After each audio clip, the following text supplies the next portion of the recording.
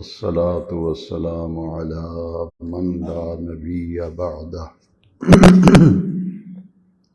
أما بعد أعوذ بالله من الشيطان الرجيم بسم الله الرحمن الرحيم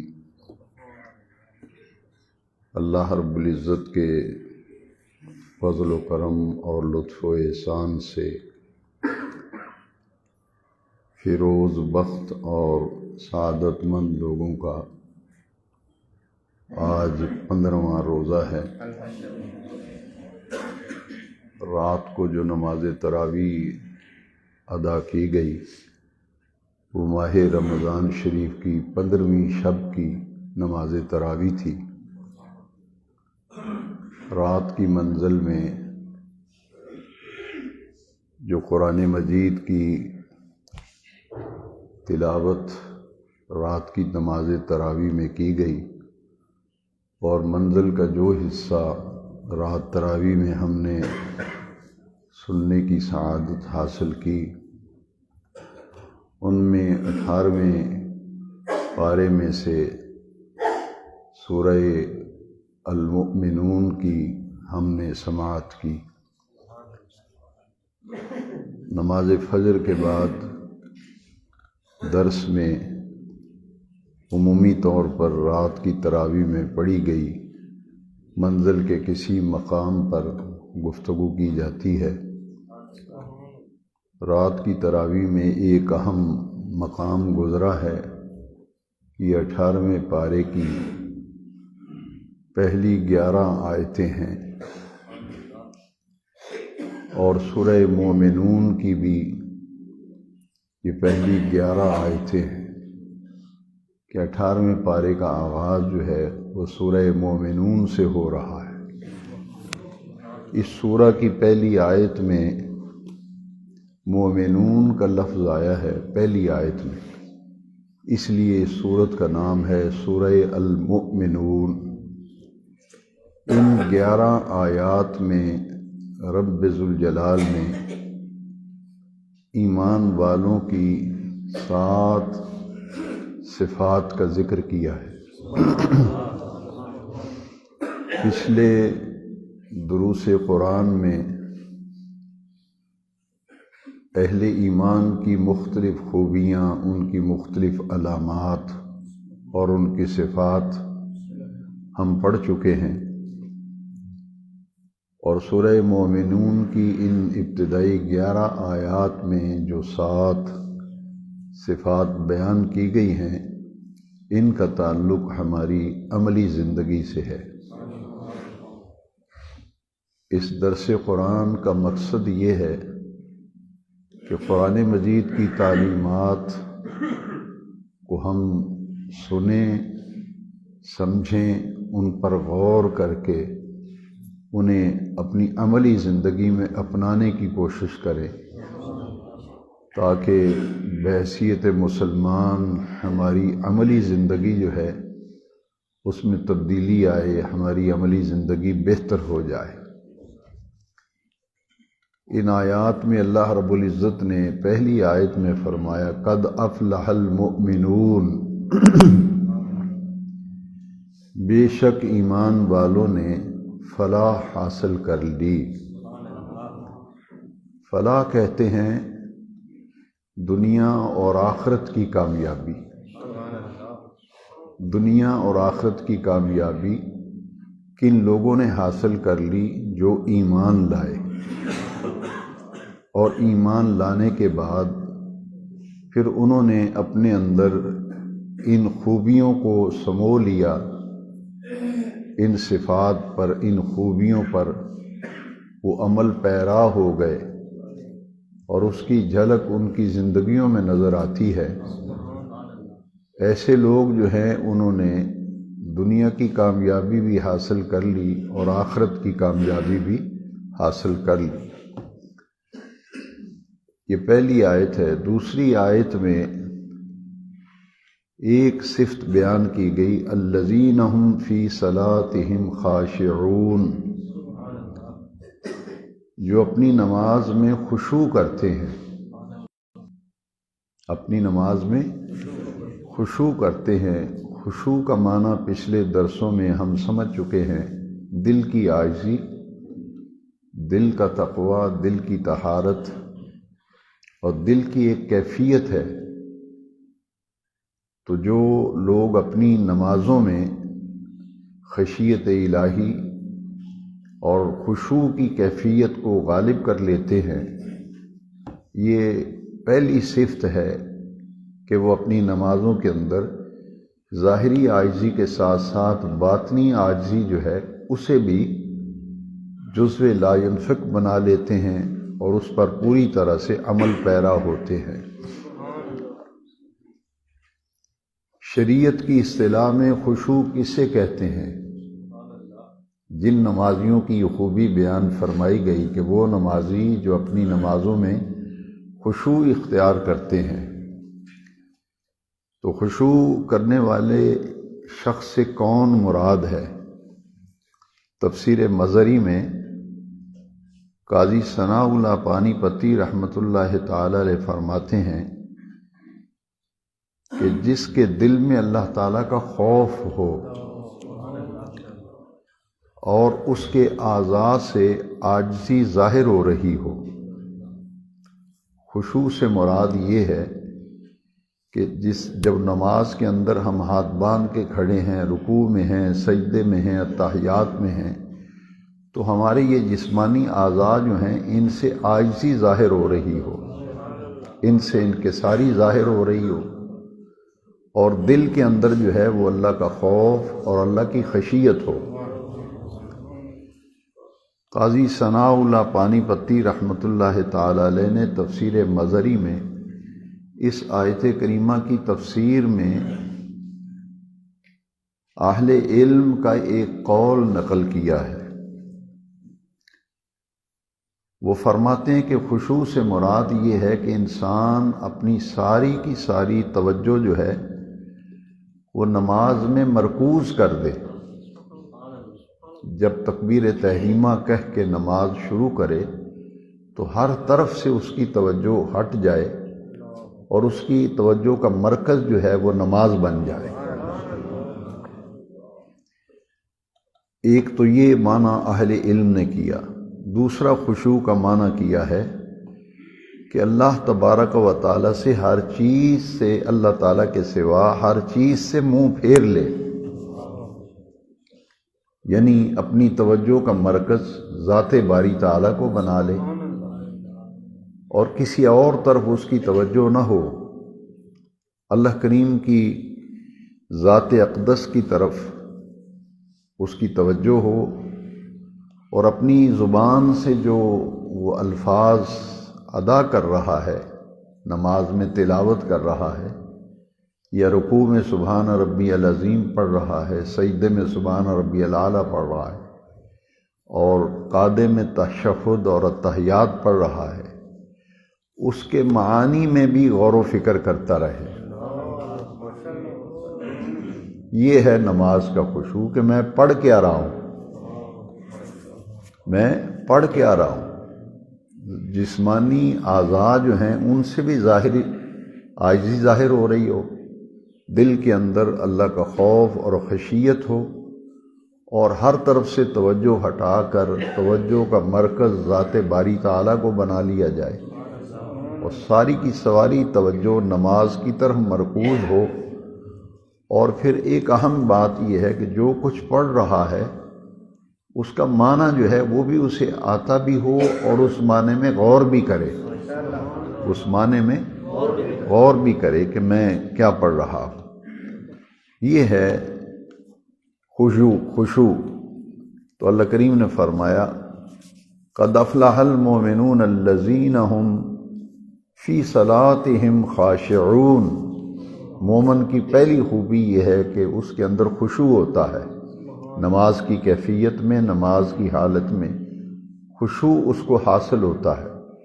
اور خشوع کیا ہے اس کی تفصیل میں نے تفسیر مظہری قاضی ثناء اللہ پانی پتی رحمۃ اللہ علیہ کے حوالے سے عرض کی ہے۔ خشوع کے متعلق امام ترمذی علیہ رحمہ نے حضرت ابو ہریرہ رضی اللہ تعالیٰ عنہ کی ایک روایت بیان کی ہے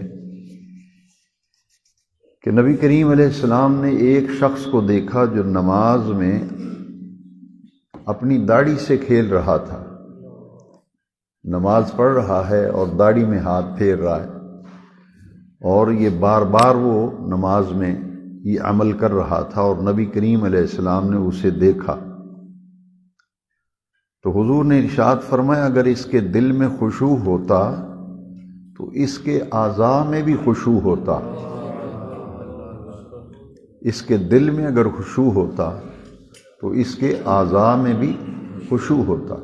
جب اس کے دل میں خشوع نہیں ہے تو پھر جو مرضی یہ کرتا رہے، تو پہلے اپنے دل میں خشوع پیدا کرنا چاہیے اور پھر اپنی نماز کے اندر اپنے اعضاء میں بھی ایسا طرز عمل ہو کہ جس سے ظاہری اعضاء سے بھی خشوع ظاہر ہو رہا ہو۔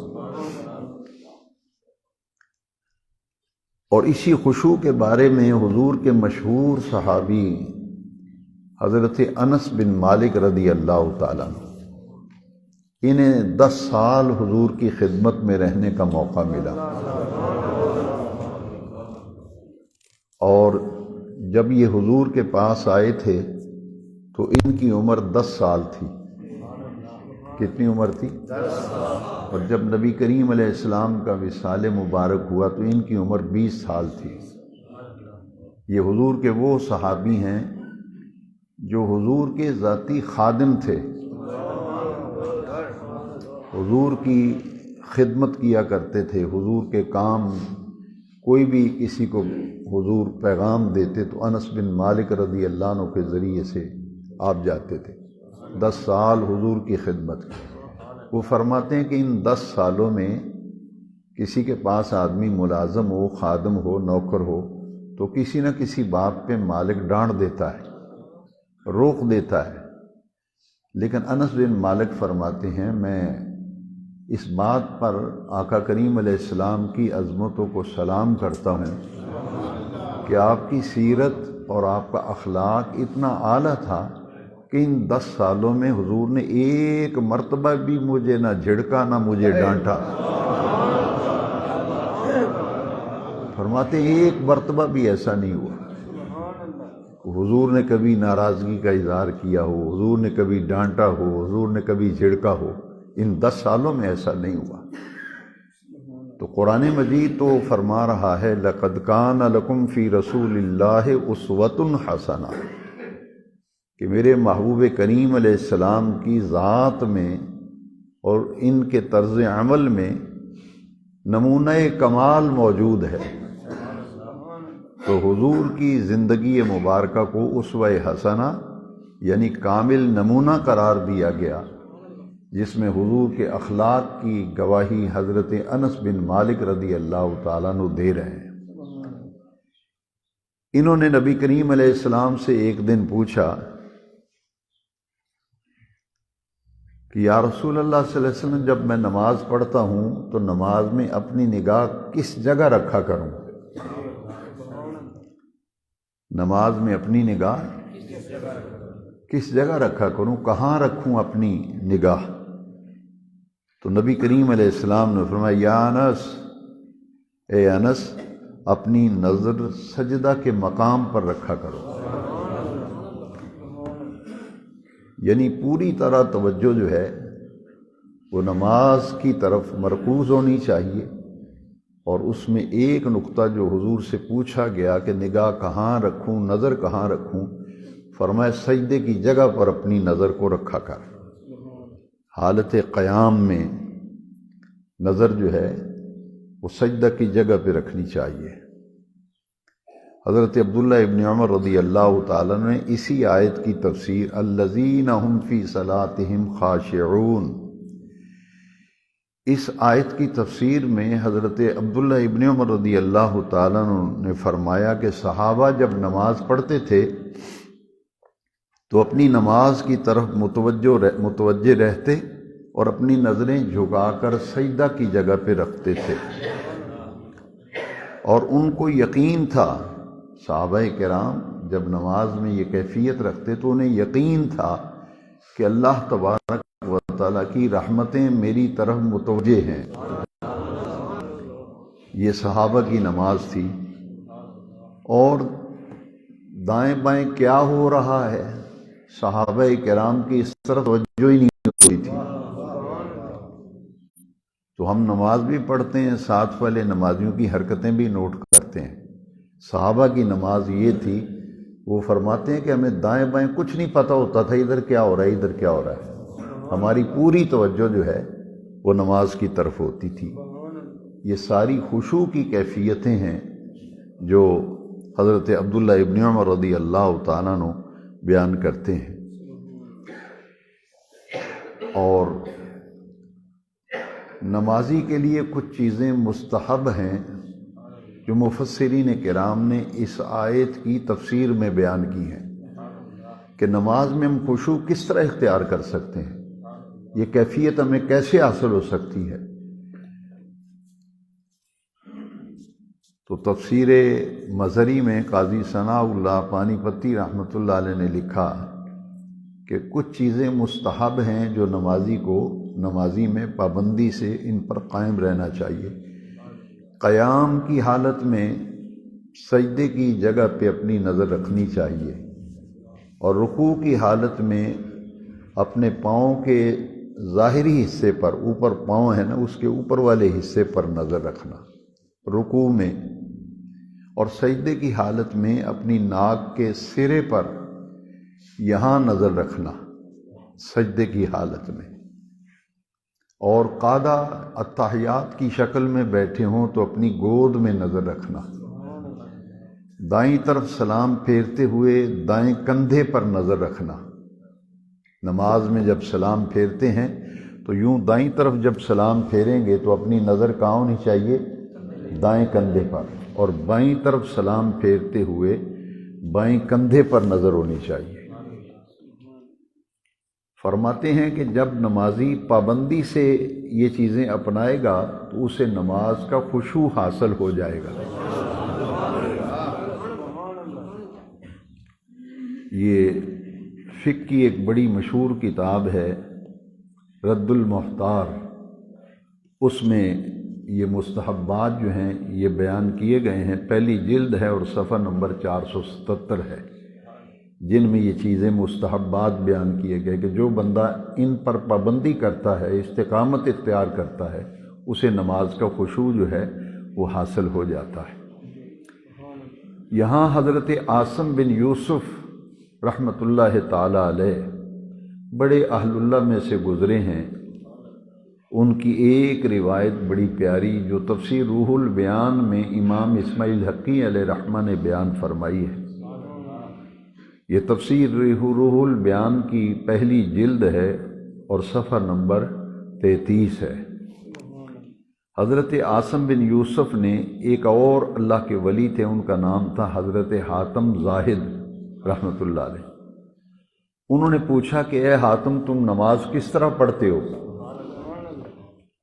انہوں نے جواب دیا جب نماز کا وقت قریب ہوتا ہے تو میں ظاہر کا وضو پانی سے کرتا ہوں، ظاہر کا وضو، اور باطن کا وضو توبہ سے کرتا ہوں۔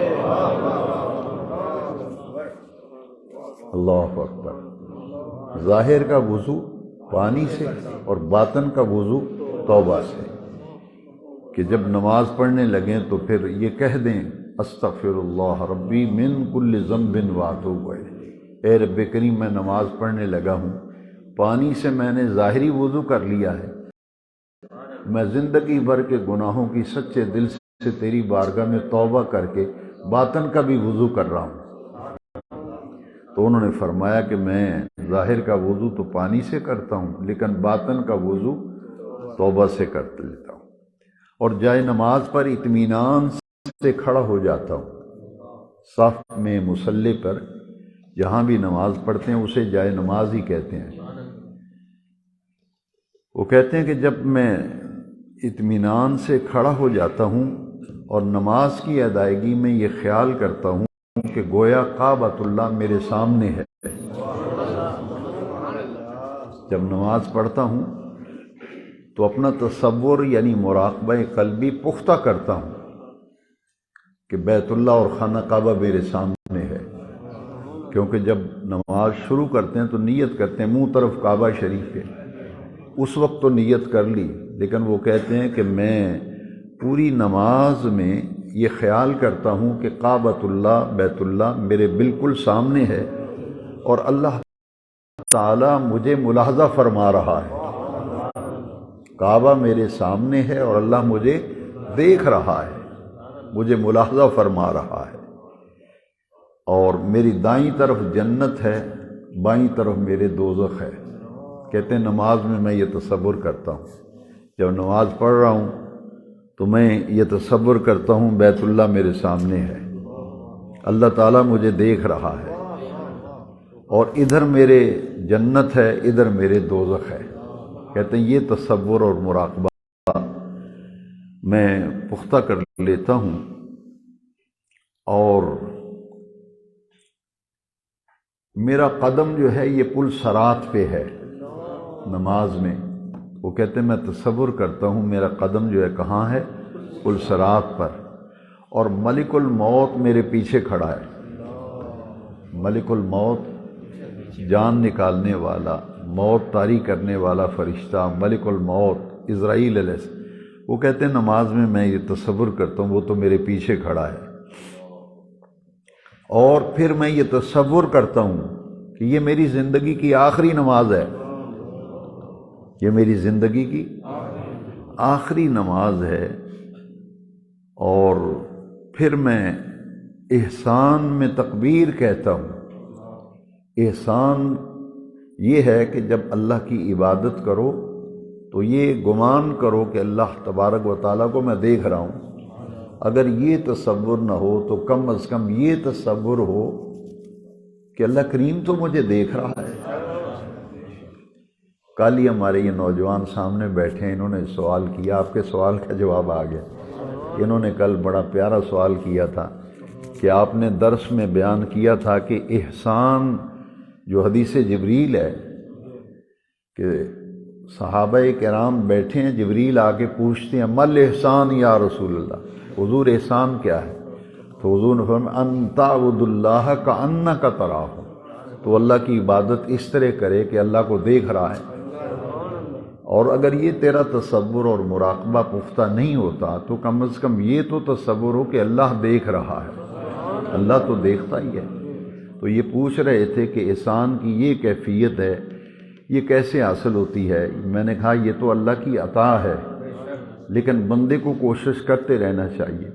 اب آپ کے سوال کا جواب اس میں آ گیا کہ یہ کیفیت احسان کی کیسے حاصل ہوتی ہے۔ نماز پڑھیں تو کیا تصور ہو بیت اللہ میرے سامنے ہے، اللہ تبارک و تعالیٰ مجھے ملاحظہ فرما رہا ہے، جنت میری بائیں طرف ہے، دوزخ بائیں طرف ہے، پل صراط پر میرا قدم ہے، اور جان نکالنے والا میرے پیچھے کھڑا ہے، اور میں زندگی کی آخری نماز پڑھ رہا ہوں۔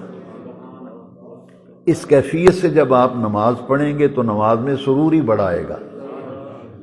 وہ احسان کی کیفیت جو ہے اس سے حاصل ہو جائے گی۔ اور جب میں نماز میں وہ پوچھا نا کہ آپ کیسے نماز پڑھتے ہیں، تو وہ بتا رہے ہیں میں اس طرح نماز پڑھتا ہوں، اور نماز میں جو کچھ پڑھتا ہوں، قرات کرتا ہوں، اس میں پھر غور و فکر کرتا ہوں کہ میں پڑھ کیا رہا ہوں۔ اور چونکہ عربی تھے وہ لوگ، ہمیں تو ترجمہ یاد و کرنا پڑے گا، سیکھنا پڑے گا۔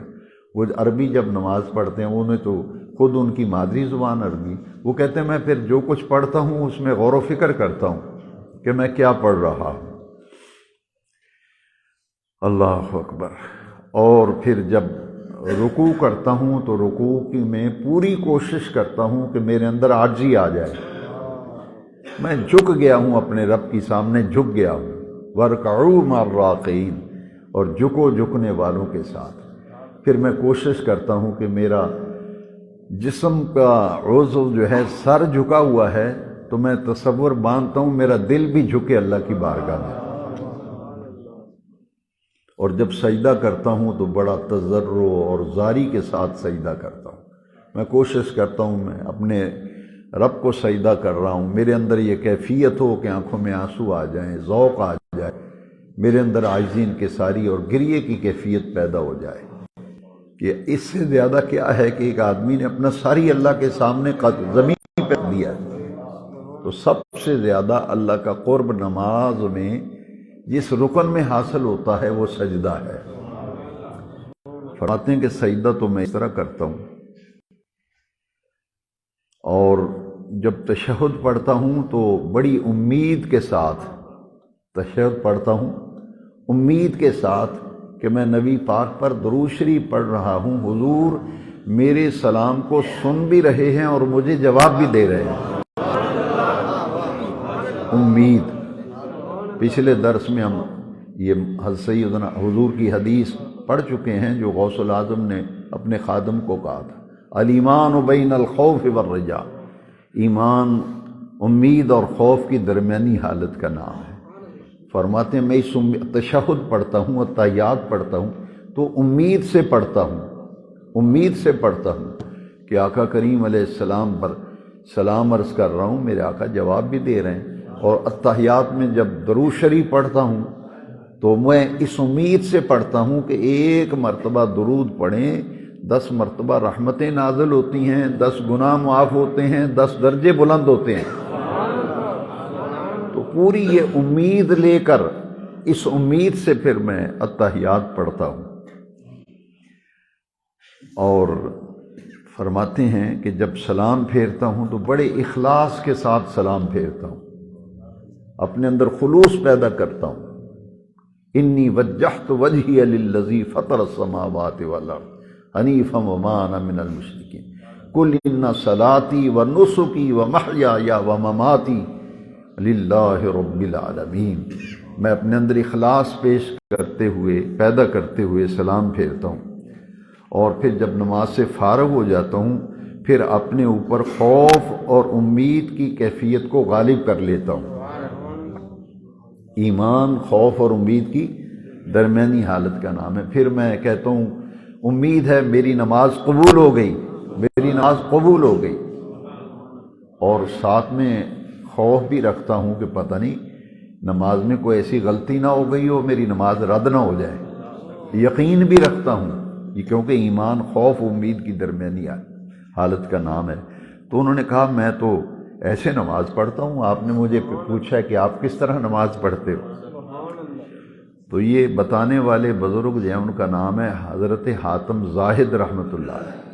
پوچھنے والے بزرگ تھے حضرت عاصم بن یوسف رضی اللہ عنہ۔ تو انہوں نے حضرت حاتم کا جواب جب سنا نا، فرمایا کہ اے حاتم تم ایسے ہی نماز پڑھتے ہو کہ واقعی تم اس طرح پڑھتے ہو جس طرح بیان کر رہے ہو؟ تو انہوں نے کہا میں 30 سال سے ایسے ہی نماز پڑھ رہا ہوں۔ انہوں نے کہا 30 سال گزر گئے جب سے یہ میں نے اس طرح نماز پڑھنا شروع کیا تھا، مجھے 30 سال ہو گئے ہیں میں اسی طرح نماز پڑھتا ہوں۔ حضرت عاصم بن یوسف بہت ولی اللہ آدمی تھے، ہزاروں قطار رونے لگے۔ خود اللہ کے ولی ہیں جن کی تہجد قضا نہیں ہوئی، اشراق قضا نہیں ہوئے، چاشت قضا نہیں ہوئی، اوابین کبھی قضا نہیں ہوئے، وضو کے نفل کبھی تحیت الوضو کے نفل قضا نہیں ہوئے، اور تحیت المسجد کے نفل بھی کبھی قضا نہیں ہوئے۔ ہزاروں قطار رونے لگے اور انہوں نے روتے ہوئے کہا ہائے افسوس، میں تو کبھی بھی ایسی نماز نہیں پڑھ سکا کہ جیسی نماز تو پڑھتا ہے نا حاتم، جس طرح تو نماز پڑھتا ہے مجھے تو افسوس ہے، میں تو اس طرح پڑھ ہی نہیں سکا۔ یہ قرآن مجید کی تفسیر ہے، تفسیر روح البیان، امام اسماعیل لکی رحمۃ اللہ علیہ نے، اس کی پہلی جلد ہے، صفحہ 33 پر یہ روایت نقل ہے۔ اب ہم سمجھ گئے اس پوری گفتگو کو کہ یہ پہلی خوبی ہے الذین هم فی صلاتہم خاشعون، تو نماز کے اندر خشوع اختیار کرنا اور کوشش کرنی چاہیے کہ یہ کیفیت اپنے اندر پیدا کریں، یہ پہلی صفت ہے۔ ابھی دوسری صفت ہے والذین هم عن اللغو معرضون، مومن جو ہے وہ کیسا ہونا چاہیے، مومن کی زندگی کیسی ہونی چاہیے؟ فرمایا کہ والذین هم عن اللغو معرضون، لغو کہتے ہیں بیہودہ باتوں کو، ایسی بات جس کا فائدہ ہی کوئی نہیں۔ فرمایا اور جو بیہودہ باتوں سے کنارہ کش رہتے ہیں، بیہودہ باتوں سے کنارہ کش رہتے ہیں، وہ باتیں جن کا فائدہ ہی کوئی نہیں، ان سے کوس دور ہو جاتے ہیں، ان کے قریب نہیں جاتے۔ تو اس لغو سے مراد مفسرین کرام نے فرمایا کہ وہ ہر فضول بات اور فضول کام، دونوں چیزیں، فضول بات بھی اور فضول کام بھی، اس کے قریب نہیں جاتے، اس سے اپنا دامن بچا کے رکھتے ہیں۔ اور اہل ایمان کی یہ شان ہے کہ وہ بیکار باتوں اور فضول کاموں میں وقت ضائع نہیں کیا کرتے۔ تو مومن کیسے ہونا چاہیے؟ نبی کریم علیہ السلام نے فرمایا کسی مسلمان کے اسلام کی خوبی یہ ہے کہ وہ بے مقصد چیزوں کو، بے مقصد باتوں کو بالکل چھوڑ دے، جن باتوں کا، جن کاموں کا کوئی فائدہ ہی نہیں ہے تو ان کے قریب نہ جائے، ان سے اعراض کر لے۔ تو حضرت عمر رضی اللہ عنہ کا صرف ایک قول سناؤں گا اس کی تفسیر میں۔ یہ تفسیر روح المعانی، قرآن مجید کی تفسیر کی بڑی مستند اور معتبر کتاب ہے۔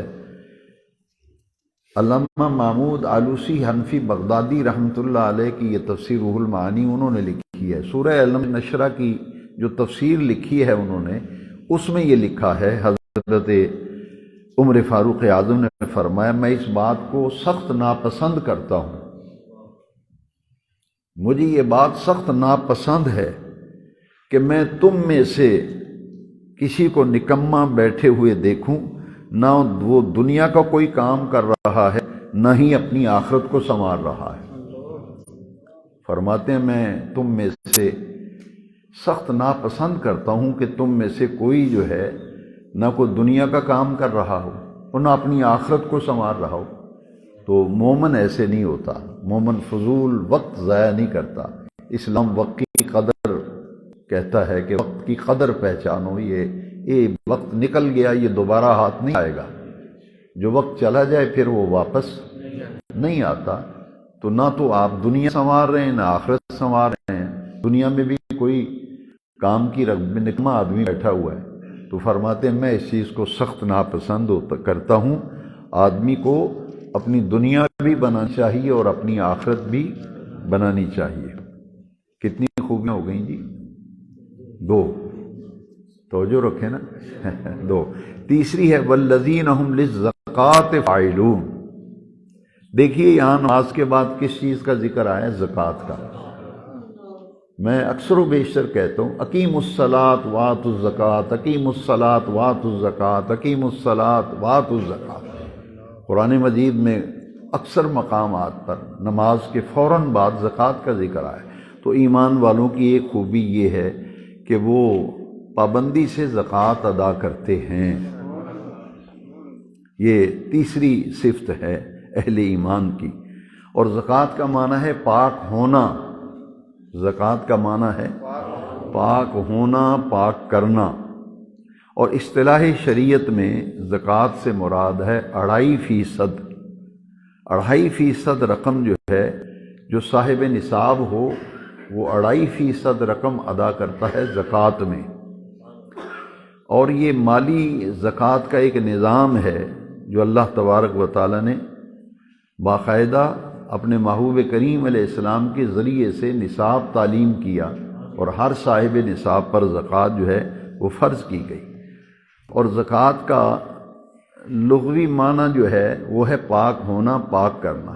تو جس طرح مال دینے سے، مالی زکوٰۃ دینے سے بندے کا مال پاک ہوتا ہے، تو یہ جو والذین ہم للزکوٰۃ فاعلون میں ایک بات اور بھی شامل ہے کہ مومن کی یہ شان ہے کہ وہ اپنے اعمال اور اقوال کو بھی پاک رکھے۔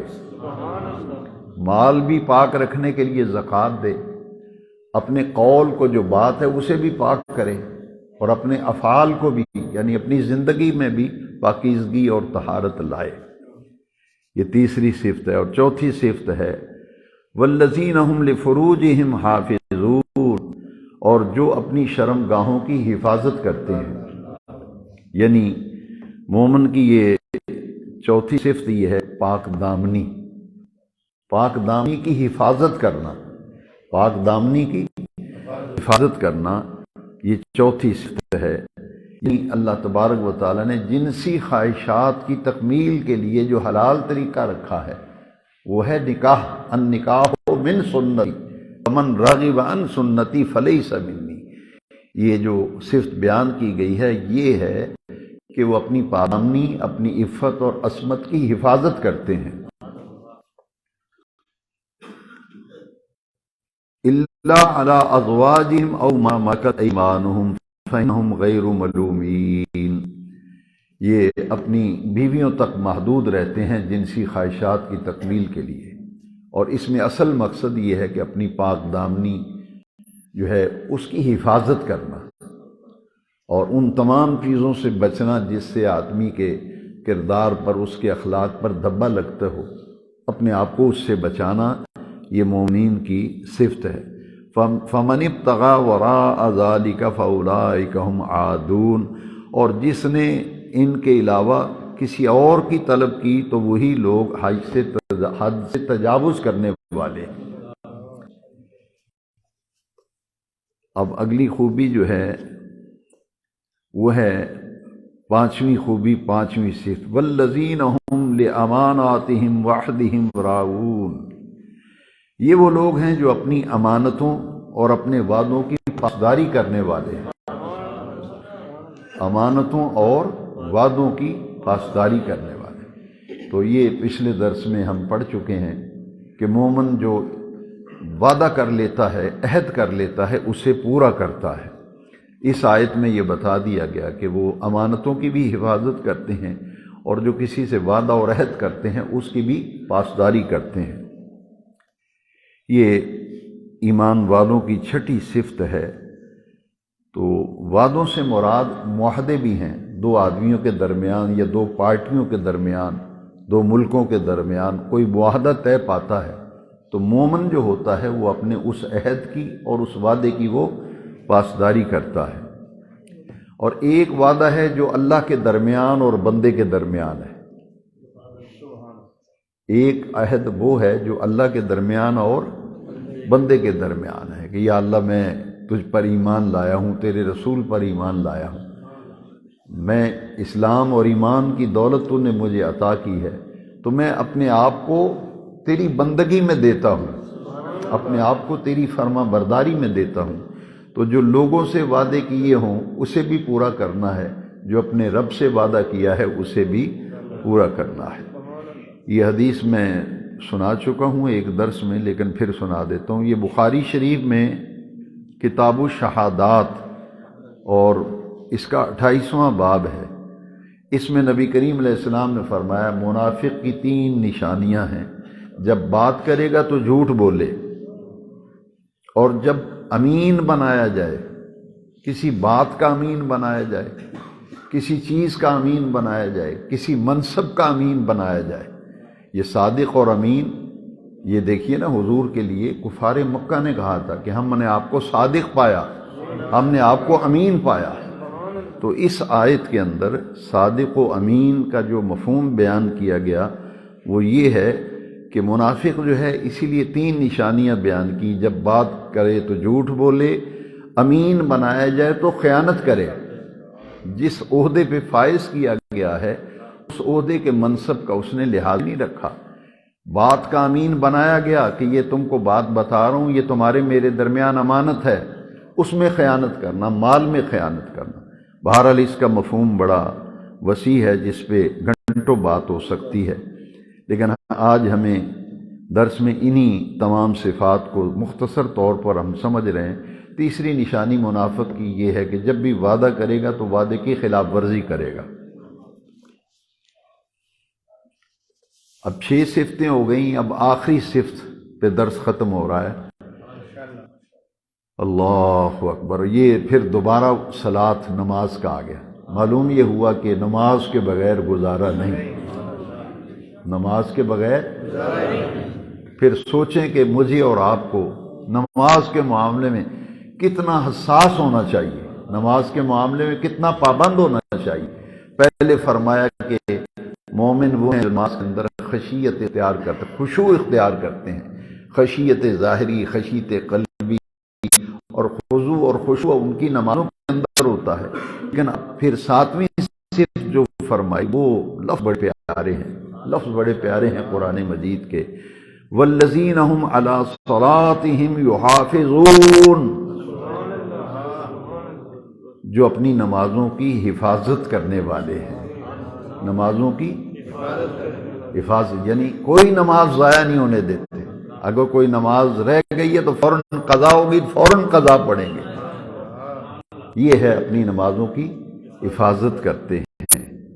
اب دیکھیے یہاں ایک آیت اس ضمن میں عرض کروں گا کہ یہ ایمان والوں کی ساتویں صفت ہے کہ اپنی نمازوں کی حفاظت کرتے ہیں۔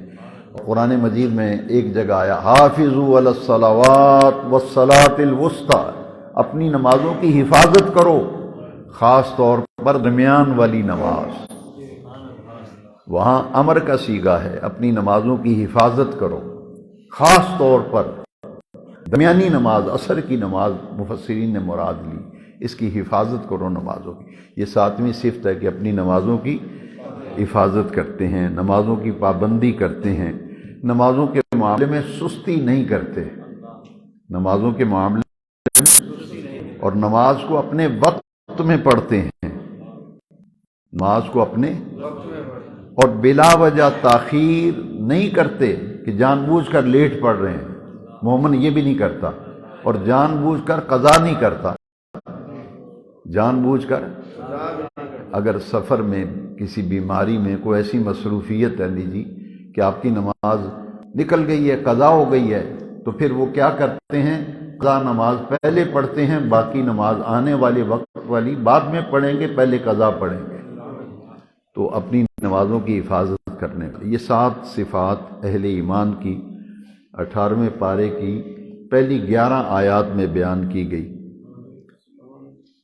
اب یہ جو 2 آیتیں ہیں نا، آیت نمبر 10 اور 11، 9 آیتوں میں کتنی صفات بیان ہوئی؟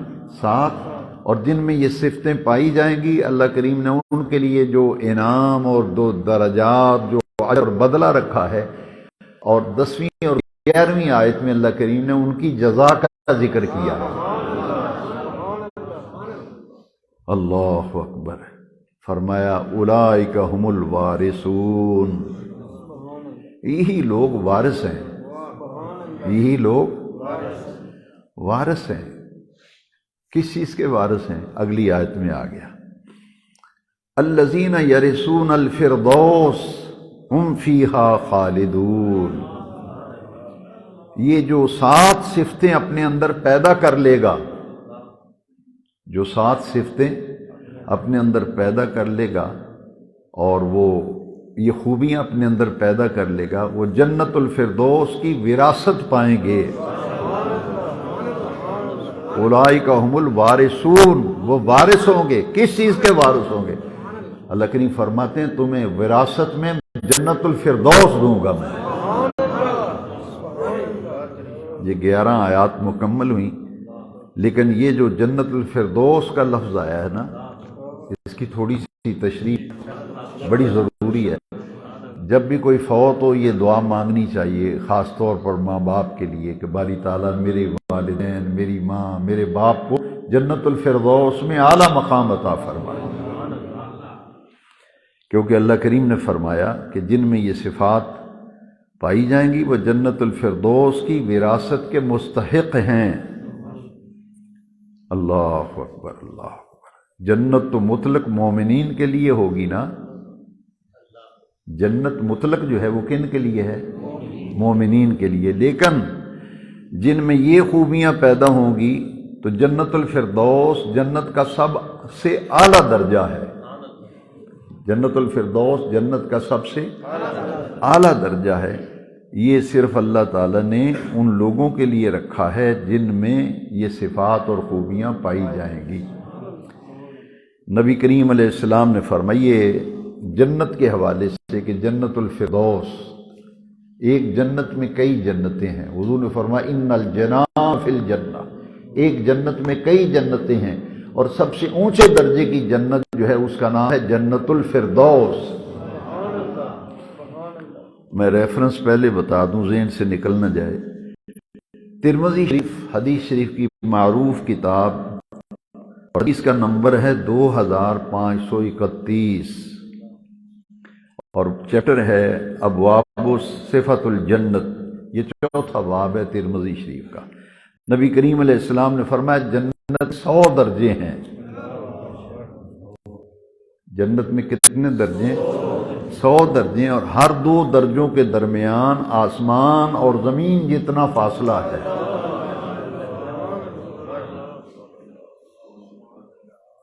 اللہ اکبر. اور پھر جنت الفردوس، یعنی فردوس جنت کا سب سے بلند درجہ ہے، سب سے اونچے والی جنت جو ہے وہ جنت الفردوس ہے. اور حضور نے فرمایا، یہ ترمذی شریف کی حدیث جو پڑھ رہا ہوں نا، اس میں لفظ ہیں کہ جنت میں 4 نہریں ہیں اور وہ جنت الفردوس سے جاری ہوتی ہیں. جنت میں 4 نہریں ہیں، چاروں اسی جنت سے جاری ہوتی ہیں. اور پھر ان جنت الفردوس کے اوپر کیا ہے؟ پھر اللہ تعالیٰ کا عرش ہے.